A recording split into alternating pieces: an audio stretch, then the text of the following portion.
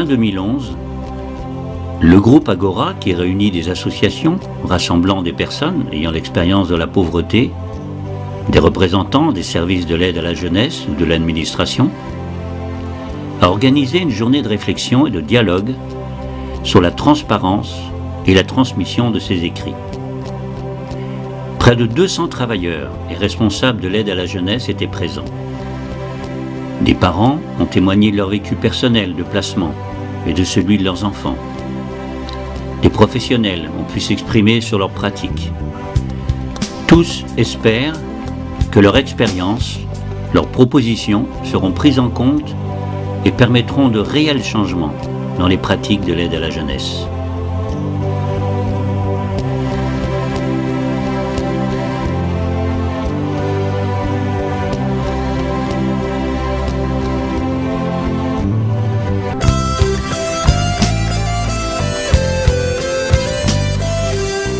On sait que les professionnels écrivent quand ils nous rencontrent. Pour l'instant, on ne les reçoit pas.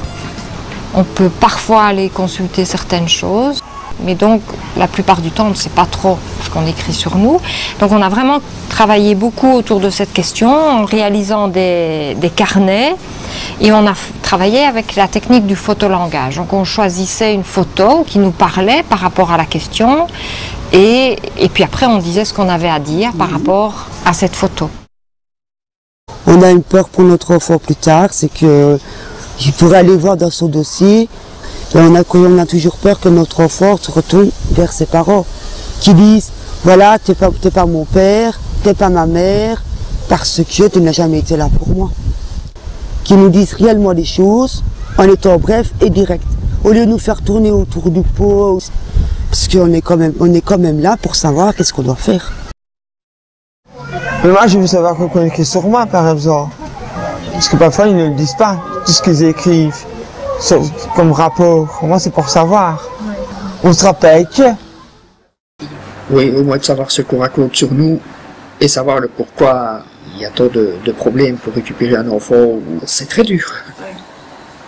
Une fois on dit ça, une autre fois on raconte autre chose. On croit le papa, on ne croit pas la maman. C'est un combat. De très lourd à lire. Parce que si nous autres, on ne sait pas ce que pensent de nous, ce qu'ils disent, ce qu'ils veulent bien dire d'ailleurs, comment voulez-vous se défendre? On est obligé de dire amen et de prendre et de les blessures qu'on a dans le cœur et se dire ben voilà, c'est comme ça et pas autrement. Ben, je dirais qu'il ne peut pas marquer n'importe quoi, que eux, ils ne peuvent pas comprendre que nous, ce qu'on n'a pas vécu quand on était jeunes et qu'eux, qu'ils ont vécu quand ils étaient jeunes. J'ai choisi cette photo-là parce que quand je reçois du courrier, ben, je ne comprends pas pourquoi. Alors je prends mon vélo et je vais au rendez-vous pour savoir ce qui se passe avant de me préparer à répondre des questions de travers, quoi.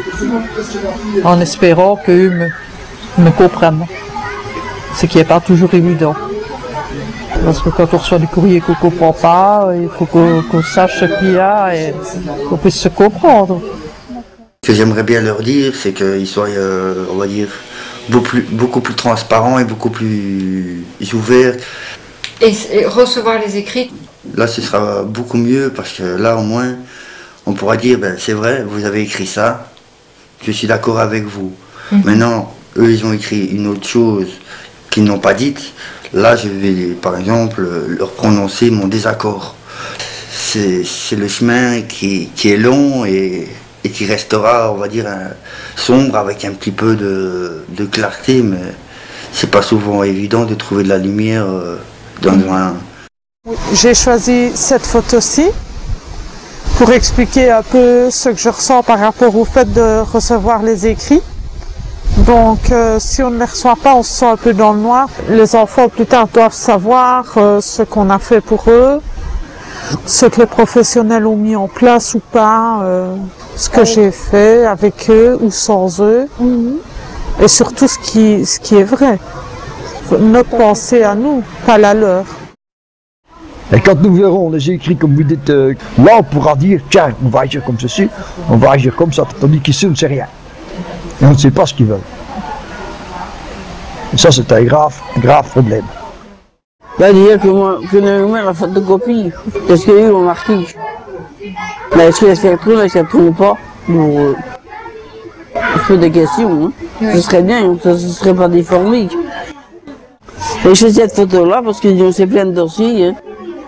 Alors, il faut tellement des dossiers qu'on ne peut même pas prendre connaissance. Hein. Si tu avais les écrits, ça changerait quelque chose pour toi? Oui. En accompagnement de quelqu'un qui sait lire et qui sait écrire. Ça m'aiderait réellement.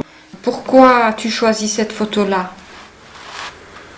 Parce que c'est un chemin qui vous dirige à rien. Je ne sais pas comment je devrais dire ça. J'ai peur aussi de brusquer, de vexer ou qu'on rigole de moi. Enfin, je ne sais pas. Moi, je leur dirais, il y a des manques d'attention, il y a manque de franchise et d'honnêteté. On dirait que les professionnels, quand ils écrivent sur nous, on dirait qu'ils se cachent derrière les écrits. C'est pour ça que j'ai choisi cette photo. Leur dossier, il est marqué, la famille est partie voir leur enfant. Il n'est pas marqué la cause, quoi. Si on écrivait ensemble, tu penses que ça changerait? Oui, parce que je pourrais marquer, c'est parce que j'ai pas les moyens et que... Mais c'est pas parce que je voulais pas les voir. Il faut que les familles reçoivent les écrits, que la famille, chacun puisse marquer ce qu'il pense, même s'il y a un désaccord, quoi, avec le professionnel. Sinon, comment savoir, comment peut-on lutter correctement, comment peut-on se justifier de ce qu'ils nous font faire on part dans tous les sens et pour eux, ils disent alors qu'on est des gens instables, mais c'est eux qui nous rendent instables. Ce que les familles attendent d'eux, c'est qu'on fasse un écrit ensemble. Plus tard, l'enfant, quand il ira voir son dossier, il verra aussi que ses parents n'étaient pas d'accord sur certaines choses qui se sont passées. Et de toute façon, quand on prend des enfants, on a une cassure.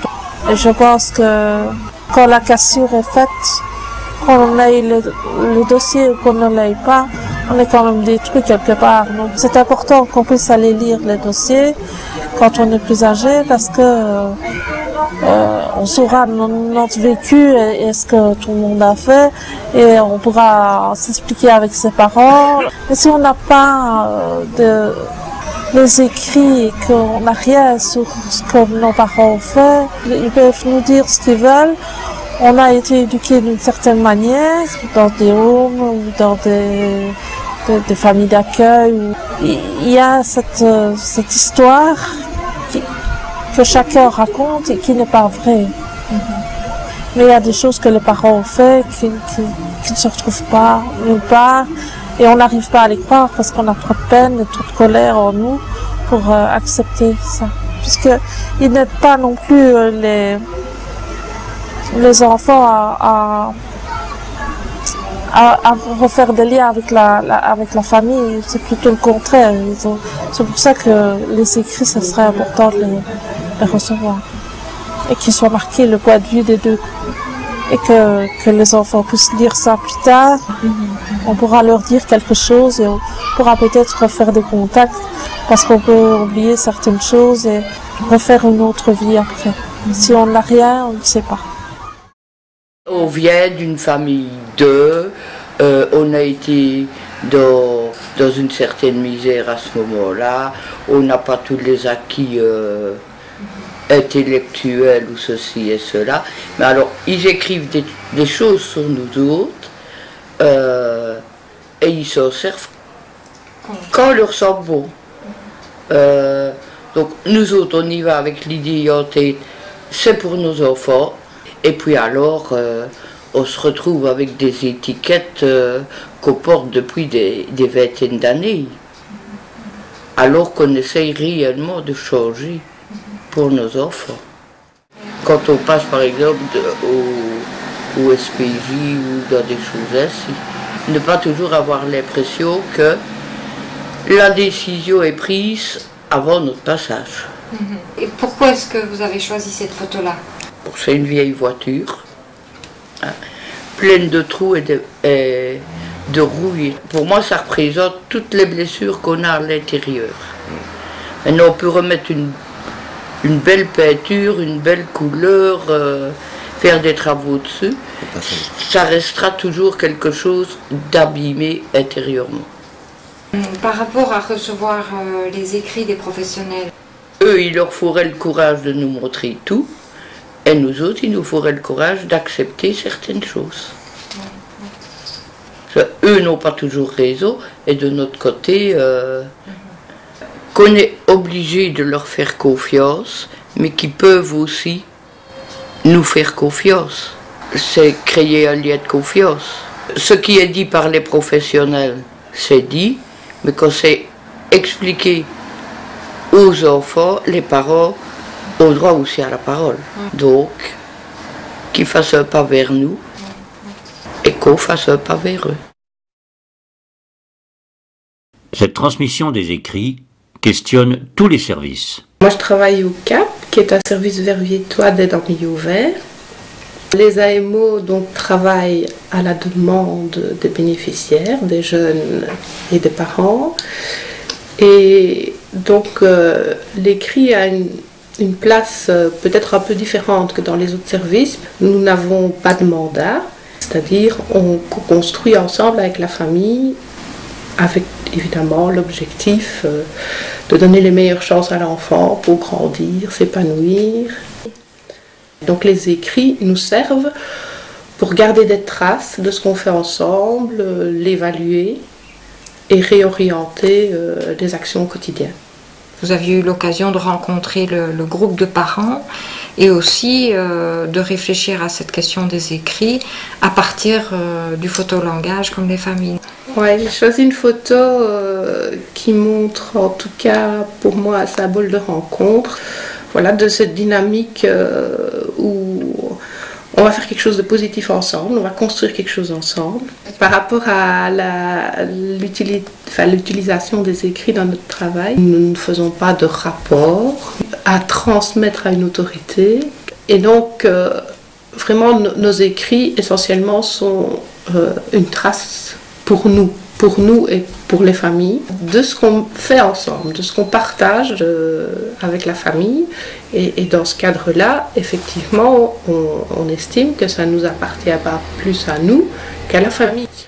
On a aussi mené à un moment donné une réflexion plus méthodologique avec les AMO de l'arrondissement et où on avait un peu conclu cette réflexion en disant à l'issue d'un suivi, on décide ensemble qu'on arrête, eh bien il faudrait pouvoir donner la possibilité que le jeune qui le souhaite reparte avec son dossier sous le bras, où la famille puisse avoir accès au contenu de ce qu'on a fait ensemble. Donc je pense que c'est vraiment quelque chose qui doit être travaillé, travaillé concrètement et chaque équipe dans son cadre. On parle beaucoup, les familles parlent beaucoup de confiance, qui n'ont pas confiance en service. Si les gens ne savent pas la perception que l'autre a d'eux, s'il y a des choses qui sont non dites ou qui sont écrites mais que les gens n'ont pas accès à ces écrits, s'ils ne les connaissent pas, c'est difficile pour eux d'avoir confiance. Parce que ça peut être menaçant pour eux. Il faut aussi voilà, parfois valoriser ce qui se passe déjà de bien dans la famille. Moi je vais dans certaines familles où je suis étonnée comme les enfants, au lieu de oui, ils se disputent comme partout, mais ils savent aussi faire plein de choses ensemble, ils se soutiennent, ils s'entraident, ils se prennent en charge les uns les autres, et donc c'est des choses que je dis à la famille. Et donc je crois que la plus grande transparence, pour moi ça aide toujours, et ça aide la confiance. Il faut avoir le courage aussi de notre côté de dire ça c'est exact, ça c'est pas exact, mais qui peuvent aussi nous faire confiance. Qu'est-ce que vous ressentez d'avoir lu ces vidéos? En tout cas, moi personnellement, on est fort touché par ces témoignages. Je suis vraiment en admiration devant le courage aussi, de pouvoir comme ça témoigner de choses de sa vie qui ne sont pas faciles. Et puis je trouve que c'est beaucoup de messages d'espoir, puisque c'est un appel aussi à continuer, essayer d'améliorer. vous êtes déjà un petit peu dans cette question de la transmission, puisqu'il y a eu une recherche sur Tournai. Est-ce que vous pouvez un peu en parler? Et d'où elle vient? Elle vient de réflexion d'abord du groupe Agora, qui est un groupe d'échange où nous essayons de faire des passerelles, des ponts entre des mondes parfois différents de réalité, entre les professionnels, les familles. Alors, un premier constat, dans le décret, on prévoit que le conseiller ou le directeur ne peuvent prendre aucune mesure d'aide sur des éléments dont les gens n'ont pas connaissance. Les gens peuvent aussi venir consulter leur dossier, mais on constate sur le terrain qu'ils le font très peu. C'est un droit de venir à tout moment dire je veux prendre connaissance des pièces qui me concernent. Et donc nous avons imaginé, à partir de cette expérience d'Agora, une recherche qui visait à peut-être voir dans le cadre du SPJ comment rendre plus transparents les écrits. Et ce que nous avons, je pense, déjà très vite constaté, c'est qu'il ne devrait pas y avoir d'écrits sans rencontre. Et donc nous avons essayé de travailler de telle manière à ce que l'évaluation que nous allons renvoyer chaque année au tribunal de la jeunesse, ce rapport-là, nous allions le transmettre aux familles. Après avoir eu cette rencontre et après avoir pu évaluer tous ensemble la situation. Et depuis maintenant 2 ans, régulièrement, nous envoyons cette note aux familles. Et je pense aussi que pour la famille, le fait de le recevoir est quelque chose de symbolique, d'une reconnaissance de la valeur de la famille. Donc ça me paraît important aussi. Le fait que la famille puisse aussi après coup dire si elle est d'accord entièrement, voilà. Je pense aussi à un point qu'on ne faisait pas systématiquement avant. Lors des réunions d'évaluation, on fait un tour de table et on essaye de récolter aussi la parole de chacun. Oui. On a chacun son point de vue et on n'est pas obligé d'avoir le même point de vue, et donc ça permet aussi de mettre en débat, et le débat permet aussi parfois de trouver des pistes. La dame qu'on a entendue parlait de confiance, et je pense que la confiance va aussi avec le respect des personnes. Parce que des familles nous ont parfois dit, vous commencez comme ça, et puis après, quand on a atteint cet objectif-là, vous nous dites ça, nous dites ça. Et donc là, je pense qu'il y a une question de correction. Parce que même dans les contraintes, je pense qu'on ne sait avancer que si on est tout de même partenaires ensemble de quelque chose. C'est lui restituer à la personne ce qu'on a considéré comme évolution. Quand les autres personnes, les délégués, disent qu'ils ont peur parce que toutes les situations ne sont pas bonnes à dire, vous en pensez quoi? Le conseiller ou le directeur ne peuvent prendre aucune mesure d'aide à l'enfance et aux familles sur des éléments dont les personnes ne connaissent pas. Ça veut dire qu'on doit pouvoir, si on convoque une famille au SPJ ou au SAJ, pouvoir expliquer à papa, à maman, et voilà, j'ai eu quelqu'un qui m'a parlé que peut-être l'enfant serait en danger. Ou je ne pense pas qu'on va savoir travailler si on ne parvient pas à dire vraiment ce qu'on a comme inquiétude. Normalement, effectivement, on doit pouvoir travailler dès le départ en disant les choses, sauf peut-être des situations de gravité telles qu'il faut d'abord protéger l'enfant et puis rétablir le dialogue. Mais c'est des exceptions, ce n'est pas la règle. Comment est-ce que vous voyez que les choses devraient maintenant avancer? Je crois que c'est surtout convaincre que l'écrit n'est pas dangereux si on est transparent. Moi, je pense qu'on pourrait imaginer que le législateur, et ça c'est le choix aussi du courage politique ou des enjeux politiques des uns et des autres, de dire je remets dans le décret un article qui prévoit que désormais les courriers officiels ou les rapports sont accessibles et sont envoyés aux personnes. C'est très difficile pour moi d'imaginer un travail de compagnon si on continue à écrire sur les gens. Comment est-ce qu'on peut continuer à convaincre les travailleurs sociaux que cette méthode de travail qui dirait on se voit et puis on écrit, mais on peut aussi donner aux gens la copie de son écrit, est un outil intéressant de transparence, même si on doit écrire des choses parfois difficiles.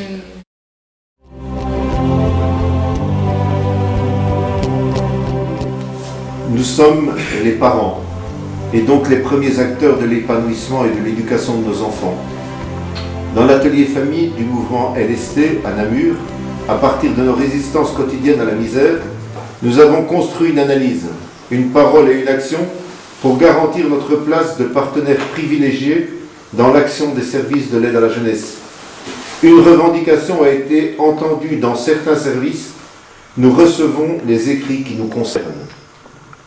Avant, je ne recevais pas les écrits Et on me disait que je ne faisais rien pour mes enfants. Et ça, je ne pouvais pas l'accepter. J'ai donc demandé des écrits. J'ai dit que je ne dirais plus rien tant que je n'aurais pas d'écrit. C'est moi qui ai imposé cela. Mais je sais que beaucoup d'autres familles autour de moi n'ont pas encore obtenu cela.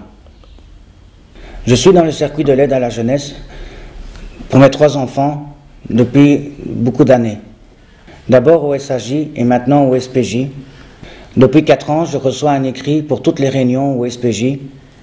Par exemple, la déléguée me fait relire tout directement sur place. Elle me dit ce qu'elle a compris. Elle vérifie si on est bien d'accord et si on s'est bien compris. Et me les envoie après. Je suis maman de 7 enfants. Tous les 2 mois, je vais à des réunions de coordination avec différents services qui m'entourent. Mais je me sens bien comprise. Au début, ce n'était pas le cas. Quand on arrive dans ces services, on a toujours peur que l'on nous prenne nos enfants. Les premières fois, quand on y va, on a peur d'être jugé. On n'ose pas trop dire ce qu'on pense.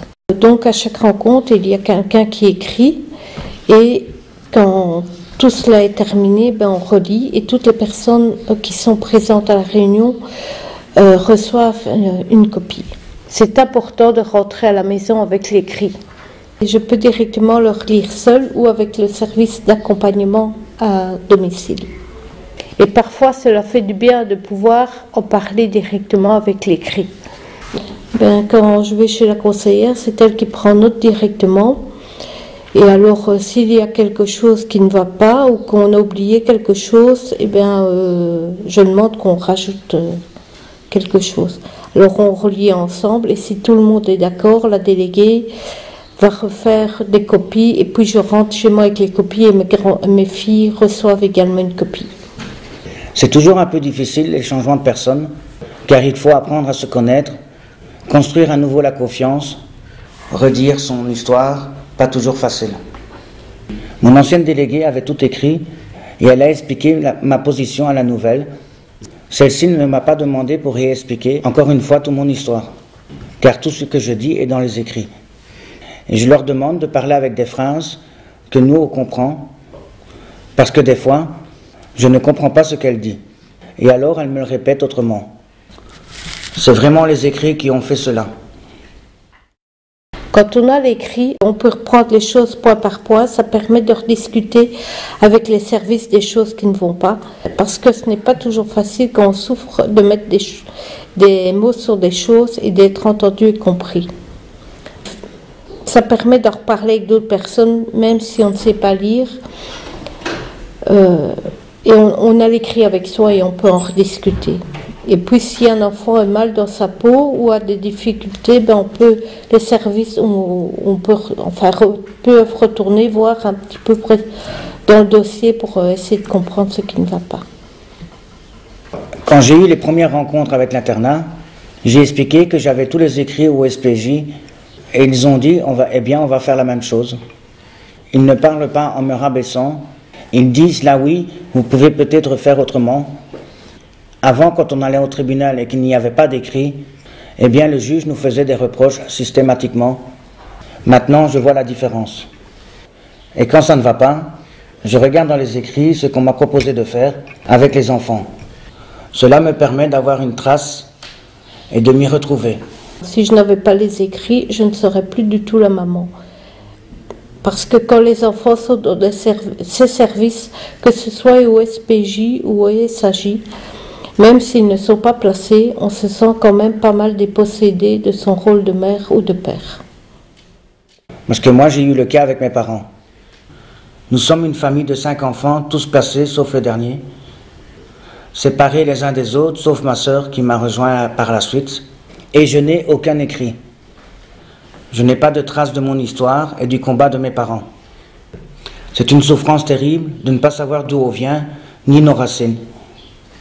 Moi, j'aimerais bien prouver à mes enfants que j'ai tout fait pour leur bien, que je ne suis pas resté sans rien faire. Ça devrait être comme ça pour tous les parents et pour tous les enfants.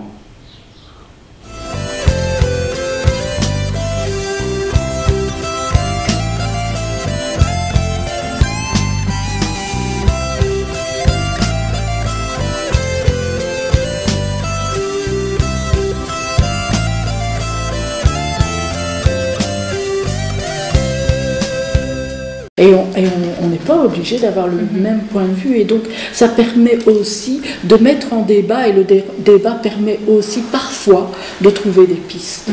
La dame qu'on a entendue parlait de confiance, et je pense que la confiance va aussi avec le respect des personnes. Parce que des familles nous ont parfois dit, vous commencez comme ça, et puis après, quand on a atteint cet objectif-là, vous nous dites ça, nous dites ça.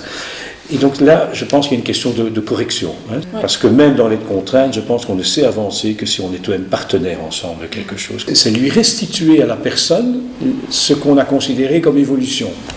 Quand les autres personnes, les délégués, disent qu'ils ont peur parce que toutes les situations ne sont pas bonnes à dire, vous en pensez quoi? Le conseiller ou le directeur ne peut prendre aucune mesure d'aide à l'enfance et aux familles sur des éléments dont les personnes ne connaissent pas. Ça veut dire qu'on doit pouvoir, si on convoque une famille au SPJ ou au SAJ, pouvoir expliquer à papa, à maman, et voilà, j'ai eu quelqu'un qui m'a parlé que peut-être l'enfant serait en danger. Ou alors, je ne pense pas qu'on va savoir travailler si on ne parvient pas à dire vraiment ce qu'on a comme inquiétude. Normalement, effectivement, on doit pouvoir travailler dès le départ en disant les choses, sauf peut-être des situations de gravité telles qu'il faut d'abord protéger l'enfant et puis rétablir le dialogue. Hein. Mais c'est des exceptions, ce n'est pas la règle. Comment est-ce que vous voyez que les choses devraient maintenant avancer? Je crois que c'est surtout convaincre que l'écrit n'est pas dangereux si on est transparent. Moi, je pense qu'on pourrait imaginer que le législateur, et ça c'est le choix aussi du courage politique ou des enjeux politiques des uns et des autres, de dire je remets dans le décret un article qui prévoit que désormais les courriers officiels ou les rapports sont accessibles et sont envoyés aux personnes. C'est très difficile pour moi d'imaginer un travail de compagnon si on continue à écrire sur les gens. Comment est-ce qu'on peut continuer à convaincre les travailleurs sociaux que cette méthode de travail qui dirait on se voit et puis on écrit, mais on peut aussi donner aux gens la copie de son écrit, est un outil intéressant de transparence, même si on doit écrire des choses parfois difficiles.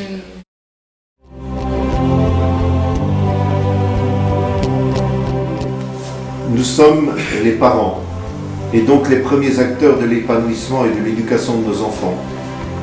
Dans l'atelier famille du mouvement LST à Namur, à partir de nos résistances quotidiennes à la misère, nous avons construit une analyse, une parole et une action pour garantir notre place de partenaire privilégié dans l'action des services de l'aide à la jeunesse.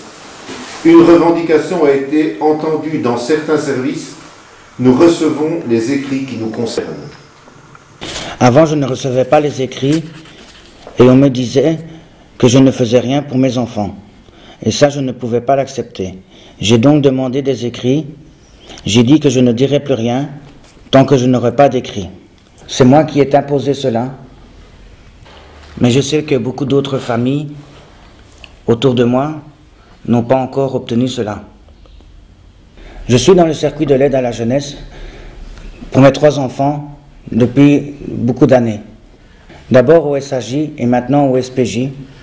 Depuis 4 ans, je reçois un écrit pour toutes les réunions au SPJ. Par exemple, la déléguée me fait relire tout directement sur place. Elle me dit ce qu'elle a compris. Elle vérifie si on est bien d'accord et si on s'est bien compris. Et me les envoie après. Je suis maman de 7 enfants. Tous les 2 mois, je vais à des réunions de coordination avec différents services qui m'entourent. Mais je me sens bien comprise. Au début, ce n'était pas le cas. Quand on arrive dans ces services, on a toujours peur que l'on nous prenne nos enfants. Les premières fois, quand on y va, on a peur d'être jugé. On n'ose pas trop dire ce qu'on pense. Donc, à chaque rencontre, il y a quelqu'un qui écrit et quand tout cela est terminé, on relit et toutes les personnes qui sont présentes à la réunion reçoivent une copie. C'est important de rentrer à la maison avec l'écrit. Je peux directement leur lire seul ou avec le service d'accompagnement à domicile. Et parfois, cela fait du bien de pouvoir en parler directement avec l'écrit. Quand je vais chez la conseillère, c'est elle qui prend note directement. Et alors, s'il y a quelque chose qui ne va pas ou qu'on a oublié quelque chose, je demande qu'on rajoute quelque chose. Alors, on relit ensemble et si tout le monde est d'accord, la déléguée va refaire des copies et puis je rentre chez moi avec les copies et mes filles reçoivent également une copie. C'est toujours un peu difficile les changements de personnes, car il faut apprendre à se connaître, construire à nouveau la confiance, redire son histoire, pas toujours facile. Mon ancienne déléguée avait tout écrit et elle a expliqué ma position à la nouvelle. Celle-ci ne m'a pas demandé pour réexpliquer encore une fois toute mon histoire, car tout ce que je dis est dans les écrits. Et je leur demande de parler avec des phrases que nous on comprend, parce que des fois, je ne comprends pas ce qu'elle dit. Et alors elle me le répète autrement. C'est vraiment les écrits qui ont fait cela. Quand on a l'écrit, on peut reprendre les choses point par point, ça permet de rediscuter avec les services des choses qui ne vont pas, parce que ce n'est pas toujours facile quand on souffre de mettre des mots sur des choses et d'être entendu et compris. Ça permet de reparler avec d'autres personnes, même si on ne sait pas lire, et on a l'écrit avec soi et on peut en rediscuter. Et puis si un enfant a mal dans sa peau ou a des difficultés, les services peuvent retourner voir un petit peu dans le dossier pour essayer de comprendre ce qui ne va pas. Quand j'ai eu les premières rencontres avec l'internat, j'ai expliqué que j'avais tous les écrits au SPJ et ils ont dit on va faire la même chose. Ils ne parlent pas en me rabaissant, ils disent là oui, vous pouvez peut-être faire autrement. Avant, quand on allait au tribunal et qu'il n'y avait pas d'écrit, eh bien le juge nous faisait des reproches systématiquement. Maintenant, je vois la différence. Et quand ça ne va pas, je regarde dans les écrits ce qu'on m'a proposé de faire avec les enfants. Cela me permet d'avoir une trace et de m'y retrouver. Si je n'avais pas les écrits, je ne serais plus du tout la maman. Parce que quand les enfants sont dans ces services, que ce soit au SPJ ou au SAJ, même s'ils ne sont pas placés, on se sent quand même pas mal dépossédé de son rôle de mère ou de père. Parce que moi, j'ai eu le cas avec mes parents. Nous sommes une famille de 5 enfants, tous placés, sauf le dernier. Séparés les uns des autres, sauf ma sœur qui m'a rejoint par la suite. Et je n'ai aucun écrit. Je n'ai pas de traces de mon histoire et du combat de mes parents. C'est une souffrance terrible de ne pas savoir d'où on vient, ni nos racines. Moi, j'aimerais bien prouver à mes enfants que j'ai tout fait pour leur bien, que je ne suis pas resté sans rien faire. Ça devrait être comme ça pour tous les parents et pour tous les enfants.